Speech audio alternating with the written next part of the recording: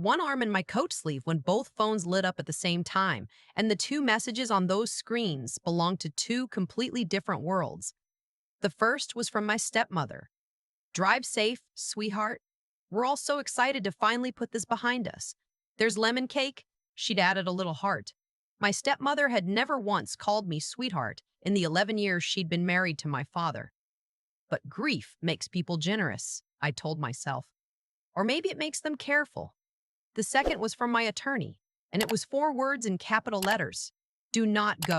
Call. I stood there in the front hallway of my apartment with the cake comment still glowing on one phone and that flat, screaming warning on the other, and I felt the strangest thing happen in my chest. Not panic. The opposite of panic. A kind of cold settling, like water finding its level. Some part of me had been waiting a year for a message exactly like this. I just hadn't known it until I read it. Before I tell you what my stepmother had waiting for me at that lake house, do me a favor. If you've ever had that low hum in your gut at a family gathering, the one that tells you something is wrong even when everyone is smiling, drop a comment and let me know I'm not crazy. Because for a whole year, I believed I was. I sat down on the bench by the door and called my attorney back. She picked up before the first ring finished. Tell me you haven't left yet, she said. I haven't. My bag's by the door. I heard her exhale. Okay, good. Listen to me very carefully, because I need you to understand exactly what's about to happen tonight, and I need you to understand it without falling apart. I want to back up here, because the part where my attorney calls me sounds dramatic. And it was, but it didn't come out of nowhere. Nothing about that night came out of nowhere. It had been built, brick by brick, over a year, by a woman who was very good at making other people doubt themselves. My father died on a Tuesday in March. Heart attack in the parking lot of one of his own stores, with a paper coffee cup still in his hand. He'd built that company from a single garden and hardware shop into 19 locations across 3 states, and he'd done it with the kind of stubborn, unglamorous patience that nobody writes books about. I worked there summers all through school. I knew the smell of the seed room, and the sound the loading dock door made, and the way he'd test new soil between his fingers like other men taste wine. When he died, the company didn't go to my stepmother. It came to me, not all at once. The will set up a structure where my controlling shares would fully vest 1 year after his death, on the anniversary, once probate closed. Until then, there was a transitional period, a holding pattern. And during that holding pattern, my stepmother had a temporary seat at the table and a lot of opinions about how grief should be handled. Her grief came with a project, and the project was me. It started small. So small, I'm embarrassed it took me a year to see the pattern. I'd schedule a meeting with the company's board, and the calendar invite would simply not exist when the day came. I'd swear I sent an email to the estate attorney, and there'd be no trace of it in my sent folder. My keys lived in a bowl by my door for 30 years of my life, and suddenly they were in the freezer, or in my coat pocket, or gone for 2 days and then back in the bowl like they'd never left. And every single time, my stepmother was there with that face. That soft, sorrowful, patient face. Oh, honey, she'd say, touching my arm. You're under so much stress. Your father's death really did a number on you. You're not thinking clearly. It's okay. It happens to people who are grieving. She said it so gently. That's the part nobody understands until they've lived it. It doesn't come with shouting. It comes with kindness, or something wearing kindness like a coat. She'd bring me tea. She'd tell me to rest. She'd suggest, oh so lightly, that maybe I shouldn't be making big decisions about the company right now, not in my state. Maybe I should let someone steadier handle things for a little while. And I believed her. God, I believed her. I started writing everything down because I didn't trust my own memory anymore. I apologized to the board for being scattered. I let her sit in on calls just to help me keep track. I thanked her. I actually thanked the woman who was hollowing me out because she convinced me she was the only one holding me together. Here's the thing I've learned, and I want anyone going through this to hear it. The most dangerous person in your life is not the one who hates you loudly. It's the one who is patient, who smiles, who has decided you're worth more to them, broken than whole.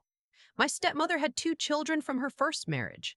My stepbrother, who was 34 and had never held a job longer than the gaps between his mother's marriages, and my half-sister, who was 16 and was the one genuinely good thing that came out of that house. My father had loved that girl like she was his own blood. She used to ride the forklift with him on Saturdays. She called me at school once just to tell me Dad had let her name a new variety of tomato they were stocking. She named it after our dog. I tell you about her because she matters later. She matters a lot. So when my stepmother called me 3 weeks before the vesting date and suggested, in that warm, healing family voice, that we all go up to the lake house for a weekend to sign the last of the paperwork together as a family, the way your dad would have wanted, I said yes. Of course I said yes. I was tired. I was lonely. I'd spent a year believing my own mind was a sinking ship, and here was someone offering me a life raft made of lemon cake and reconciliation. I almost drove right into it. The paperwork they want you to sign tonight, my attorney said on the phone. And her voice was doing that careful, level thing lawyers do when they're trying not to scare you and scaring you anyway, is not the estate settlement. It's a family settlement agreement. We got our hands on a copy this afternoon. It assigns your controlling interest in the company to a holding entity. And guess who controls the holding entity? I didn't answer. I didn't have to. There's a power of attorney bundled in the back of it, she went on. General, durable, naming her. There's a notary booked to drive up tonight. And here's the part I need you to sit down for, because the accountant flagged something this afternoon that turned my stomach. She paused. There's a third document, a petition, for an emergency conservatorship with a doctor's letter attached, predated, stating you're not mentally competent to manage your own affairs. The letter's already signed. It's dated today. I haven't seen any doctor, I said. I know. I haven't seen any doctor. I said. I know, honey. That's the point. The plan, as far as we can piece it together, is this. You go up there. There's wine. There's cake. There's a warm reunion. At some point, you sign the settlement because she's going to make it feel like the easy thing, the family thing, the thing that makes all the awkwardness go away. And if you don't sign it, if you push back, if you ask questions, if you get suspicious, my attorney let the silence stretch. Then you have an episode. In front of witnesses. You get agitated, irrational, maybe a little aggressive. And isn't it lucky there's a doctor's letter already on file documenting your decline, and a notary right there, and a conservatorship petition ready to file first thing Monday morning? Either way, by the time the shares vest, you don't control them. She does. Permanently. The phone was very warm against my ear. I looked at the other screen where the lemon cake heart was still sitting there like a smiling animal. How does the accountant know all this? I asked. Because that was the question, wasn't it? That was the question I'd want answered if I were the one watching this. How could you possibly know what's in her head? We don't know what's in her head. We know what's in her paper trail. My attorney's voice sharpened, almost angry, but not at me. She used the company's own accountant to set up the holding entity. She thought he was hers because your father hired him 15 years ago. He's not hers. He's been your father's man for 15 years, and your father was his friend. And when she had him draft a transfer of your shares the week before they vest, he didn't say a word to her, and he drove straight to my office with copies of everything. The emails to the notary, the wire to the doctor, the predated letter. She built a machine, and she built it out of people who loved your dad more than they were ever going to love her. I sat there for a long moment. Outside my window, a city bus hissed at the stop. Ordinary life going on, indifferent. And the strangest thing happened. The fog lifted. A whole year of doubting myself, of writing things on my hands so I wouldn't forget them, of apologizing for a mind I'd been told was failing, and it just lifted, all at once like a fever breaking. The missing keys. The vanished calendar invites. The emails I never sent. None of it had been grief. None of it had been me. It had been her, all along, laying a year of groundwork so that when the moment came, everyone, including me, would already believe the story she needed us to believe. I wasn't losing my mind. I was being robbed of it on purpose, slowly, so I'd hand over everything else without a fight. Don't go, my attorney said again. We'll handle this Monday. We have enough, too. If I don't go tonight, I said slowly, what happens? We file an injunction. We. No. To her. What happens to her? A pause. If she doesn't execute anything, probably nothing for now. We can't charge someone for paperwork they didn't use. She'll know we're onto her. She'll be more careful next time. And there will be a next time because the shares are worth more than her conscience, and she has 3 weeks. There it was. If I didn't go tonight, she got to try again. She'd ambush me cleaner next time. She'd learn from this. The version of me from a month ago would have stayed home and cried and let the lawyers fight it out for 2 years. But that version of me had died somewhere between the front door and the bench in my hallway. What sat there now was something colder and clearer and very, very done. Send me everything you have, I said, and then I need you to do exactly what I tell you. I'll be honest, I didn't feel brave. People say they felt brave, and I think they're lying or they're remembering it wrong. I felt the way you feel when you're standing at the edge of cold water and you've already decided you're going in. There's no courage in it. There's just the decision and then the cold. I didn't pack a weekend bag. I packed evidence. My first stop was a walk-in clinic on the east side, the kind with fluorescent lights and a fish tank in the waiting room. I paid cash and I asked for the full thing. A cognitive evaluation, a time-stamped note from an actual physician stating, in plain language, that I was alert, oriented, lucid, and competent to manage my own affairs. A basic tox panel, too, clean on the record. If my stepmother wanted a doctor's letter saying I was unfit, I was going to walk in with a real one, dated the same day, saying the opposite, signed by someone who'd never met her and had no reason to lie. The doctor who saw me was a tired young woman who asked, gently, if everything was all right at home. I almost laughed. I told her it was about to be. I sat in my car afterward in the clinic parking lot, the folder on the passenger seat, and I made the call I'd been dreading most, not to my attorney, to my half-sister. She answered on the second ring, whispering, "Are you coming up?" 16 years old, in that big glass house on the lake, surrounded by people who loved their own comfort more than they'd ever loved her. I could hear in her voice that she already knew something was wrong. Kids always know. They just don't have the words for it yet. "I'm coming," I said. "I need you to do something for me, and I need you to be braver than anyone your age should ever have to be. Can you do that?" "There are people here," she whispered. "A man came an hour ago with a briefcase, and another guy in the kitchen with Mom. She told me to go to my room. She never tells me to go to my room." The notary, early, the doctor, or whoever was playing the doctor. My stomach turned over, but my voice didn't move. "I know about all of it. Listen to me. Do you know what your mom puts in my coffee when I visit? She always makes me a special cup." A long silence. "There's a little brown bottle," my half-sister said finally, "in the cabinet over the sink. I saw her with it. I thought it was vanilla. It's not vanilla. I need you to do something, and then I need you to forget you did it. Can you get to that bottle? She's downstairs." "I can." "Pour it out. All of it. Rinse the bottle 3 times. Then fill it back up with maple syrup, the real kind, thinned with a little water so it pours the same. Put it back exactly where it was, label facing the same way. Can you do that for me?"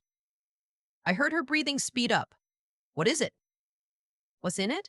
Something to make me confused and sleepy so they can tell everyone I had a breakdown. I'm not going to let that happen, and I'm not going to let you grow up in a house with someone who would do that. But I need 2 clean minutes from you, and then I need you to go back to your room and pretend you never left it."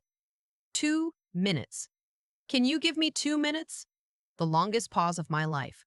"For Dad," she whispered, and I had to grip the steering wheel so I wouldn't break. "He'd want me to." "He would. He'd be so proud of you. Go.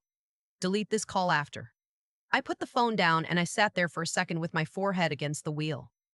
Then I started the engine and I drove north. The lake house is 2.5 hours out of the city. The last 40 minutes on roads that climb up into pine country where the towns get smaller and the cell signal gets thinner until it's gone entirely. My father bought that property when I was 9. I learned to swim off that dock. I have 100 good memories there. And my stepmother had chosen it precisely because of all those memories. And because, past the last ridge, there is no signal at all. No bars. No way to call for help. Just water and trees and a house made of glass perched over a lake going black in the dusk. She thought the isolation was hers. She thought she was luring a fragile, foggy, grieving girl up to a place where she could be made to disappear into a paperwork hole and a hospital and a conservatorship, where the only witnesses were people on her payroll. What she didn't know was that I texted my exact route and my arrival window to the county sheriff before I lost signal at the last gas station, along with copies of every document the accountant had pulled. What she didn't know was that my attorney and a deputy were trailing 15 minutes behind me in an unmarked car, hanging back on purpose, waiting. What she didn't know was that I had a small voice recorder clipped inside my bra, already running, and a backup running in my coat pocket. And at the moment I turned off the highway, I had stopped being a victim and started being a witness. I checked myself in the rearview mirror at the last bend. I didn't look like a woman coming apart. I looked like a woman walking into a meeting to fire everyone in the room. Then I drove the rest of the way in, and behind me the dark trees closed over the road like a door. The house glowed against the black water, every window lit, warm and golden and completely sealed off from the world. My stepmother opened the front door before I'd even climbed the steps, arms already spreading. "There she is," she said, and folded me into a hug that felt less like affection and more like someone checking a bag for sharp objects. "Oh, you made it." I was getting worried. The reception's so bad up here I couldn't reach you. "My phone died on the drive," I said, letting just a thread of confusion into my voice, wrapping my arms around myself the way she taught me to recognize as anxiety. I got a little turned around past the ridge. Everything looks different in the dark. I watched her eyes flick over my shoulder to my stepbrother who was hovering in the kitchen doorway, and I watched something pass between them. "See?" Confused. "Right on schedule." The house was freezing. She kept it that way, sterile and cold, a showroom no one really lived in. There was a fire going, but it didn't reach the corners. At the long dining table, set for four, a man I'd never seen sat with a leather briefcase by his chair and a glass of water he wasn't drinking. Thick through the middle, sweating a little despite the chill, wearing a sport coat that didn't fit a body built for it. He stood when I came in and put out a hand. "You must be the one we're all here for," he said. His handshake was damp. "I handle some legal documents for the family. Just here to make tonight nice and simple." The notary. Mr. Simple. In the kitchen, half out of sight, another man leaned against the counter with the particular stillness of someone waiting to be told it's his turn. The doctor, I assumed. Nobody introduced him. That told me everything. "Come sit, sweetheart," my stepmother said, steering me by the shoulders to the chair facing the windows, the one with its back to the room and its face to the black lake, and my own pale reflection in the glass. "You must be exhausted. Let me get you something warm."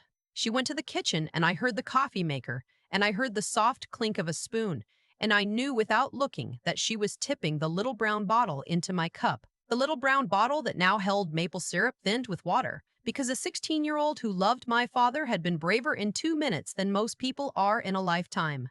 She set the mug in front of me with both hands, like an offering. "There, your favorite. Drink up, it'll warm you."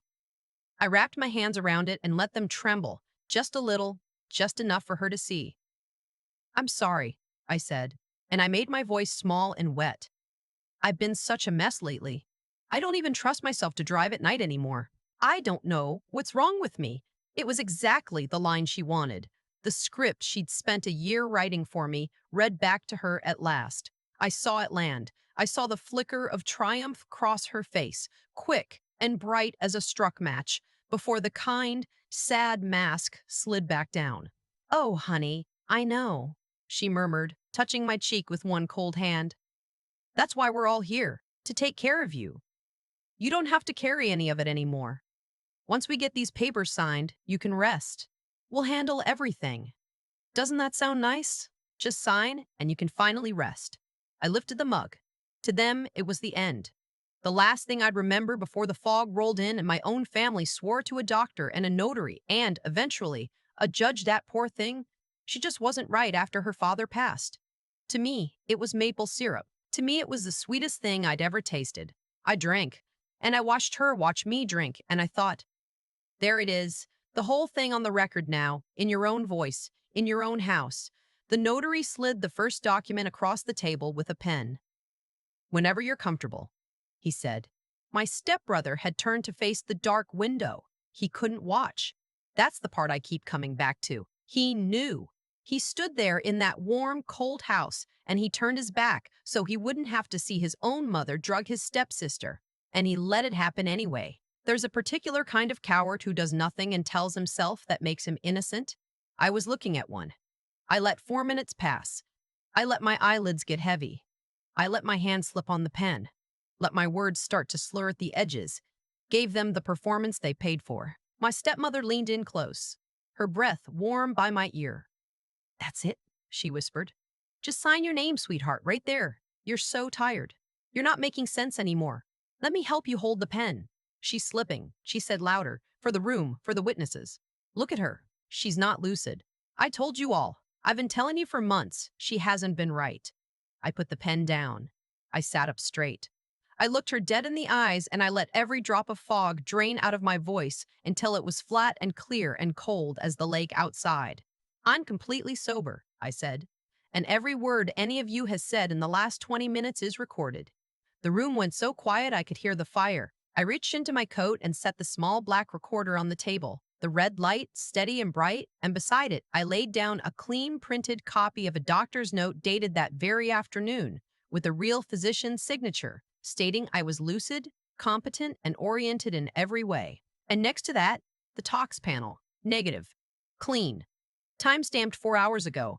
That coffee, I said, is maple syrup. I poured your little brown bottle out before you ever got to me. Whatever got to me, whatever's in it can be tested, by the way. I'd hold on to it.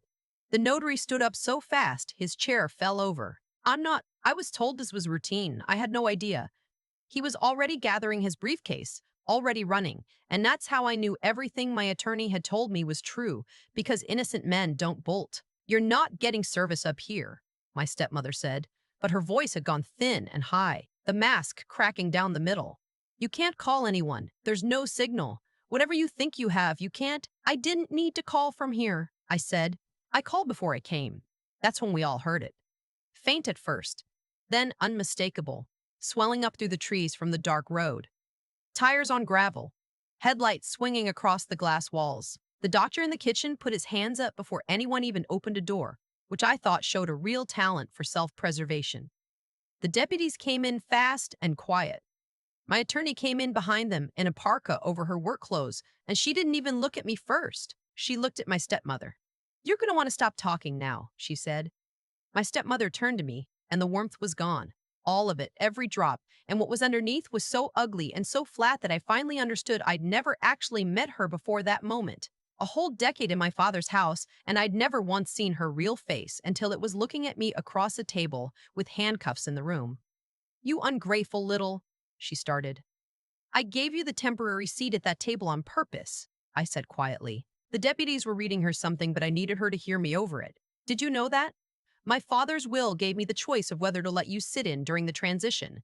My attorney told me not to. I insisted, because I had a feeling a year ago that if I gave you enough room, you'd show everyone exactly who you were. And you did. You used the company's accountant to do it. You forged a doctor's letter. You put something in my coffee in front of your own son and your own daughter. You didn't just lose the chance to take the shares tonight. There's a clause in the settlement structure, the one you were so eager to get me to sign, that voids any beneficiary interest of anyone who attempts to obtain estate assets through fraud or coercion. I let that sit. You built the trap so carefully. You just never checked whether you were standing inside it. The color went out of her face like water out of a tipped glass. You set me up, she breathed. No, I said. I let you set yourself up. There's a difference. You needed me to be helpless. I just stopped pretending. They walked her out into the cold. My stepbrother they took too, for what the deputy called, in the careful language of these things, his knowing participation, and he went without a word. Still not able to look at anyone, the man from the kitchen turned out to have lost his medical license 2 years earlier, which surprised no one. The notary they found a quarter-mile down the road with his hazards on, lost, no signal. Exactly the trap my stepmother had built for me sprung on the people she'd hired. My half-sister came down the stairs after the cars pulled away, in her socks, eyes huge, and she stopped on the bottom step like she wasn't sure she was allowed in her own living room. Did I do it right? She whispered. I crossed the room and I held that girl while she shook, and I told her she'd done it perfectly, that she'd been braver than every adult in that house, that her father would have been so proud he wouldn't have been able to speak. She cried the way kids cry when they've been holding it for a long time and finally get permission to stop. That was 8 months ago. My stepmother is awaiting trial. The shares vested on schedule 3 weeks later, and I run the company now, the way my father ran it, with my hands in the soil and my name on the door. The lake house I sold. I couldn't keep it. Some places hold too much of the wrong thing. My half-sister lives with me now. She's 17. She's applying to schools for horticulture of all things. And last week she came home with a flat of seedlings she'd started herself. And one of the little plastic tags had a tomato variety written on it in my father's old handwriting, copied from a label she'd kept. She'd named a new one after our dog, the second one. She said Dad would have wanted the line to continue. People keep telling me I was brave. I wasn't. I was just done being told my own mind was a place I couldn't trust. The bravest person in that house was 16 years old and poured maple syrup into a bottle because someone she loved asked her to. If there's anything I'd want you to take from all this, it's this. The voice that tells you something is wrong, the one that doesn't have evidence yet, the one that everyone keeps telling you is just stress, just grief, just you being dramatic. Listen to it. Family is not a reason to hand someone the key to your whole life. Sometimes the people who smile the warmest are the ones standing closest to the door, waiting for you to walk through it. I walked back out instead, and I have never once regretted the cold.